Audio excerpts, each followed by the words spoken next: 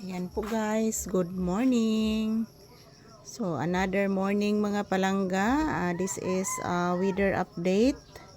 So kagabi guys, hindi ko po masabi guys kung anong naramdaman kong takot kagabi guys. Kung sakaling bumabalik yung malakas na lindol mga palangga.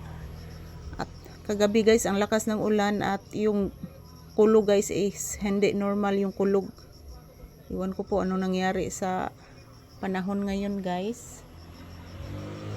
So naawa ako sa aming kalagayan dito mga palangga. So palaging nag aftershock, almost 12,000 aftershock na po dito mga palangga. So gayon pa man, laban lang po at magdasal guys. So muna siya i-update sa panahon karon sa amua guys. Medyo okay naman ang kuan guys, medyo okay naman ang panahon ngayon.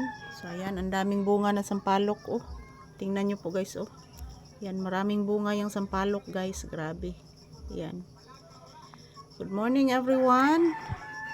So ayan. Nandito po ako sa labas ng bahay guys. Ayan, nagmonitor po ako sa panahon. So medyo okay naman po ang panahon ngayon guys. So good morning, happy Wednesday. So anong date ngayon? So today is October 15, 2025. So ayan, good morning guys. Kumusta po ang inyong morning? So update sa panahon ngayon, okay naman po. So salamat po sa Panginoon na binabantayan po niya kagabi. Hindi po namin naramdaman yung aftershock guys. So good morning. This is weather update this morning. Yan po mga palangga. Wala namang ulan. Kagabi malakas ang ulan kagabi pero saglit lang po. Yan, maraming ibon dyan oh. Umaawit yung ibon guys. So good morning, good morning. Kumusta po ang inyong morning guys? Ang inyong morning, kumusta? Ayan po. Ayan oh, wala na po yung bubong guys. Nasira yung bagyo. Noong bagyo guys, bagyong upong. Yan.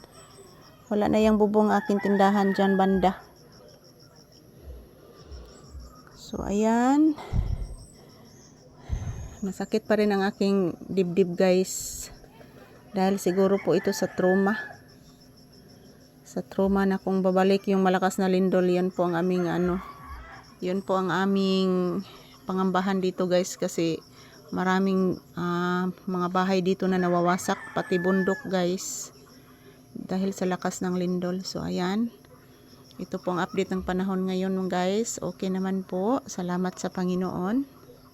So ayan yung pong aking sitaw oh. Marami naman pong bunga yung aking sitaw guys. Nandyan nakakabit sa bayabas, sa puno ng bayabas. Yan po.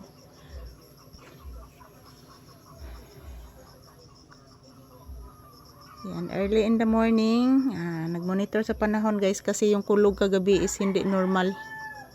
Hindi talaga normal yung kulog kagabi guys. Iwan ko po. Parang parang wawasak ng bahay yung kulog. Grabe yung kulog guys. Ayan. Yung mga sampalok guys. Oh, ang daming bunga. Noong una guys, gagawin yan namin ng tamarindo yung sampalok. Daming bunga talaga. So ayan. Ito lang po ang aking update sa panahon ngayon sa aming lugar guys. So okay lang po pag mag aftershock ngayon kasi arawan naman.